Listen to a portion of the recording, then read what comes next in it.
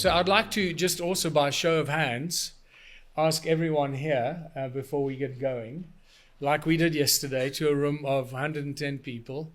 Raise your hand if you feel happy with the way the world is going. If you're happy with what our governments are doing and what's happening in the world. If you're happy how things are going, raise your hand. So if you are not aware of this, I've been doing this since 2007. And since probably around 2012, I've been asking this question at the start of my workshops normally. How many of us are happy with the way the world is going? And no one ever puts up their hand. No one. So that is a very serious indication of how sick our society has become. None of us are happy with what's going on, but how many of us are presenting solutions?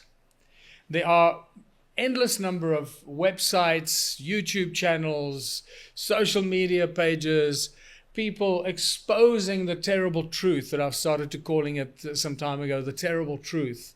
I might come back to that if you want to. But all of us have huge amounts of knowledge or some amount of knowledge about the terrible things that are going on. And they're dark, they're demented, they're evil, they are unbelievable when you see what some people are doing to other people on this planet. I can't imagine that anybody is capable of those kind of unbelievable actions and deeds. For me, it's pure evil.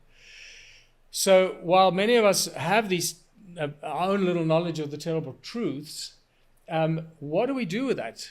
And so many people get caught up in discovering the horrible actions going on, and it becomes a bit of a black hole. It sucks us in, and that's all we start. Oh, have you seen this? Have you seen that? Have you seen how horrible this is and how horrible that is and all that? And I'd like to say this to you, and hopefully it'll resonate, is it's very good to know the terrible truth, and there's an endless amount of terrible truth out there. But don't let it destroy you. Please keep it at arm's length. By all means, research it, take it in, but don't let it affect you. Don't let it destroy your soul and your spirit, because it can do that. And it'll destroy your hope for the future. And once it's done that, that's, I believe, what the global elite, whatever we want to call them, that's what their objective is to destroy us so we feel that there's no hope. And that's when we, I guess, I don't want to say lose the battle, but in some ways that becomes a strong maneuvering point for them. Don't like them and us, but you know what I mean. So take the terrible truth in, but don't let it destroy your soul. Use it as information to drive you to find solutions. That's how I've used that information for at least the last 2 decades.